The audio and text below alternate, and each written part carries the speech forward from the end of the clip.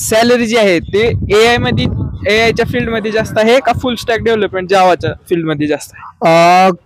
Actual मध्ये तसं तर AI मध्ये पण जास्त आहे आणि फुल स्टॅक मध्ये जास्त कशामुळे असेल कारण तू स्वतःची AI बनवू शकतील. ठीक आहे, हा. चॅटबोट किंवा ॲटो रिप्लाय देणारे चॅटबोट तू स्वतः बनवू शकतो. मग त्याच्यामध्ये तर तुला जर एखादा चॅटबोट बनवता येतोय हा.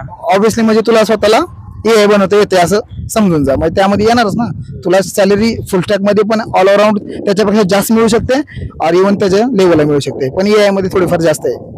क्वेश्चन होता, मी आता थर्ड इयरला इंजिनिअरिंगला, मी नेटवर्किंगचा एक आमच्या कॉलेजमधून फ्री मधून कोर्स सिस्कोचा चालू आहे नेटवर्किंगच्या संदर्भात. हा मग तुम्ही केला पाहिजे का? कारण मला आता फुल स्टॅक डेव्हलपमेंट जावा मध्ये असं इच्छा आहे की त्याचा अभ्यास करावा आणि त्यामध्ये जॉब घ्यावी. ठीक आहे, तुला जसं की फ्री मध्ये मिळते. हा. ठीक आहे, मेन मुद्दा आहे फ्री मध्ये मिळते. हा. मी तर सोडलं नसतं फ्री मध्ये मिळणार.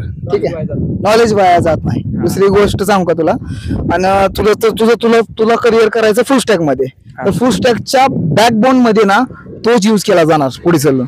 कारण सायबर सिक्युरिटी मध्ये जसं की ज्या स्ट्रिक्टली सिक्युरिटी फॉलो करणाऱ्या कंपनीज आहेत, ठीक आहे, जसं बँकिंग कंपनीज पूर्ण स्वतःच सर्व्हर सेटअप करतात आणि स्वतःच्याच सायबर सिक्युरिटी वाले स्वतःच ठेवतात, स्वतःच नेटवर्किंग बनवतात. मग त्याच्यामध्ये तू जर ऍज अ एक डेव्हलपर असशील किंवा मी ऍज अ सायबर सिक्युरिटी वाला असेल, तर ते दोन्हीच्या दोन्ही पण स्किल जर तुझ्या एकट्यामध्ये असतील तर ऑब्व्हियसली तुला जास्त महत्व आहे ना.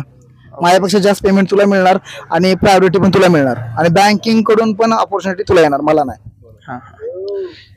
ठीक आहे सर, धन्यवाद. ठीक आहे.